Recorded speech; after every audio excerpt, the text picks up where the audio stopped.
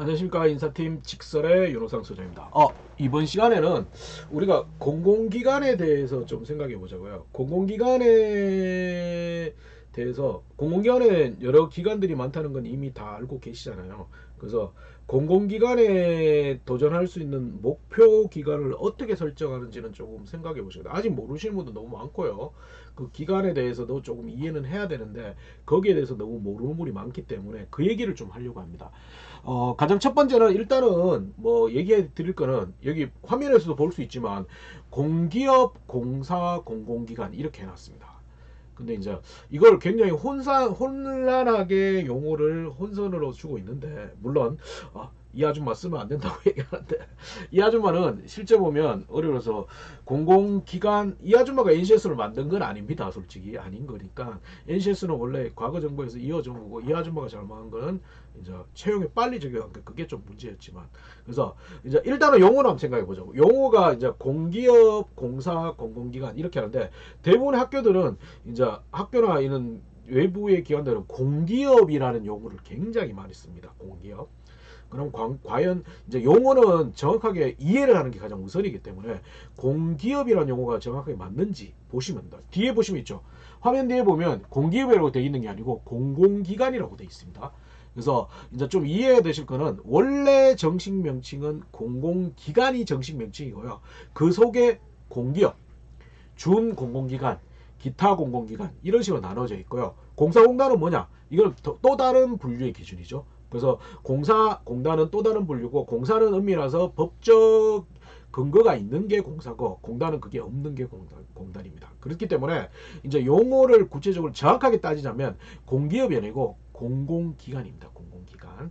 공공기관이 굉장히 좋은 용어입니다. 그래서 그걸 좀 생각하시고, 일단은 공공기관이 올해도 굉장히 많이 뽑는다고 이미 발표가 된 상태입니다. 1월 초, 1월 8, 9일 날 공공기관 채용 박람회 하면서 전체적인 채용 규모를 밝혔는데, 작년보다도 많이 뽑는다고 되어 있습니다. 물론 작년과 약간 다른 건 에너지 관련 공단에서 한전은 많이 뽑는데 그게 좀 빠지면서 보건, 엄밀해서 국립대 병원 이런 쪽이 많이 뽑는 걸로 되어 있고, 물론 전체적인 뭐 뽑는 기준은 다 나와 있기 때문에 그걸 참조하셔야 되는데, 일단은 공공기관은 그러면 가고 싶은 친구는 많은데 모든 공공기관을 선택할 수 있는 건 아니지 않습니까? 그래서 가장 기초적인 것부터 점검하자고요. 그래서 공공기관은 가장 첫 번째는 뭐냐면, 공공기관이 어디서 어떤 게 있는지는 좀 찾아보자고. 그래서 그 부분을 좀 찾아보는 게 필요할 것 같습니다. 그래서 가장 첫 번째가, 알고 계시는 분도 있는데 모르고 계시는 분도 많습니다. 이 잡알리오라는 사이트가 있습니다. 이거는 이제 사설 사이트가 아니고 기획재정부, 저기 마크가 적혀 있죠. 기획재정부에서 운영하는 공공기관에 관련된 정보 사이트입니다. 근데 여기를 들어가시면 공공기관이 현재 338개, 이거는 해마다 바뀌기 때문에 계속 바뀝니다. 왜냐하면 지정되고 빠지고 지정되고 빠지고 지정되고 빠지고 이런 식으로 반복하기 때문에, 여기를 가시면 현재 우리나라의 공공기관의 숫자, 그리고 채용정보뿐만 아니고 그 기본정보, 그 다음 채용박람회 했던, 채용정보 박람회 했던 것도 볼 수가 있으십니다. 그래서 여기를 일단 가셔가지고 보는 게 가장 좋습니다. 물론 여기에 가면 각 부처 산하의 공공기관으로 나눠질 수도 있는데 그건 복잡하기 때문에, 여기 가시면 전체적인 중앙정부 산하의 공공기관은 모든 정보가 여기 있다. 그럼 여기 가가지고 일단 보시는 게 좋고요. 그래서 이것도 모르시는 분 굉장히 많더라고. 가장 기본적인 건데. 좋아. 그러면 여기를 가는데 문제는, 여기 가면 그게 없습니다. 서울지하철공사, 도시철도공사, 서울시설관리공단, 대구 지하철공사 이런 데가 없습니다. 부산교통공사 이런 게 없습니다. 인천교통공사. 걔들은 어디 있습니까? 걔들은 엄밀히 와서 중앙정부 산하 공공기관이 아닙니다. 그럼 뭐냐? 지방자치단체 산하 공공기관, 공기업, 출자기관 이런 겁니다. 그렇다 따지면 거기는 어디냐면 여기를 가시면 됩니다. 클리나이라고 있습니다. 클리나이. 이거는 지방자치단체 산하 공사 공단 출자 출연기관, 여기에 846개가 여기에 안내되어 있습니다. 그러면 여기에 대해서 뭐 자발리오는 중앙정부 산하 공공기관이고, 여기는 지방자치단체 산하 공공기관입니다. 그래서 뭐 공공기관 출자기관도 있습니다.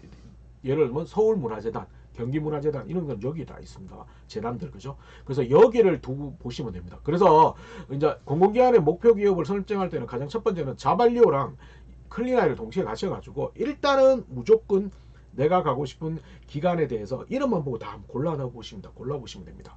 일단은 골라서 리스트업을 한 다음에, 이제 공공기관 자체가 엄밀해서 이제 필기 시험이 약간씩 다 다르거든요. 그래서 문밀하면 내 전공의 필기를 보는 게 아니고 기관이 정해놓은 필기를 봐야 되기 때문에 그 시험이 어떤 건지를 보시면서 내가 도저히 못할 거라면 버리는 게 좋습니다.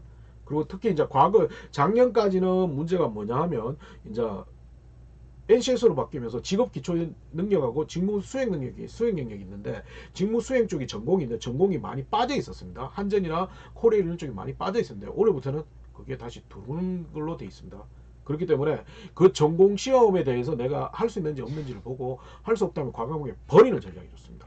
버리는 전략이 좋고 거기에 따라서 준비를 하시는 게 의미가 있다는 거. 그래서 그러면 그게 어느 정도의 상반기 하반기 그 다음에 조금 더 디테일한 데는 그 월까지 나온 경우가 있기 때문에 그걸 관리하면서 스케줄링 하면서 계속 공공기관의 목표를 설정하시는 게 가장 좋습니다. 그래서 이 두 개 사이트를 참조하시고, 그리고 공공기관 그걸 참조해서 목표 기업을 좀 추려서 도전하시는 게 의미가 있습니다. 무조건 맹목적으로 다 하는 게 아니라는 거 보시면 되고요. 근데 공공기관 특성상 이거 이외에 뭐 꼭 기업은 아니지만 이것도 있죠. 지역인재 채용할당제라는 게 있습니다. 이거는 뭐냐면 각 권역별로 이렇게 했던 게 있습니다. 그래서 이거는 뭐냐면 각 권역별로 공공기관이 지역으로 이전돼 있으면서 그 지역 인재를 30% 정도 채용하라. 이게 원래는 4년 뒤인데 이제 뭐 거의 30%를 뽑고 있는 겁니다. 그러면 이거는 과거와는 다르게 이제 30%를 그 해당 지역 출신에, 그러면 고등학교 졸업하고 대학교가 아니고요. 무조건 최종학력 소재입니다. 근데 권역별로 약간 묶여 있습니다. 요즘에는, 예전은 떨어져 있었지만. 그래서 거기에는 별도 공채로 되어 있습니다. 별도 공채, 별도로 공채로 되어 있기 때문에 해당 지역에서 유치한 나주라든지 뭐 완주라든지 부산이라든지 진주라든지 뭐 대구도 있고 그렇죠. 각 지역별로 있는 공공기관은 조금 더 관심 있게 보시는 게 좋아요. 왜? 이거는 정규공채지만 지역 인재를 별도로 30% 정도는 별도의 채용 방식으로 하기 때문에 이 부분에 대해서도 조금은 고려하셔가지고 준비를 하시는 게 좋습니다.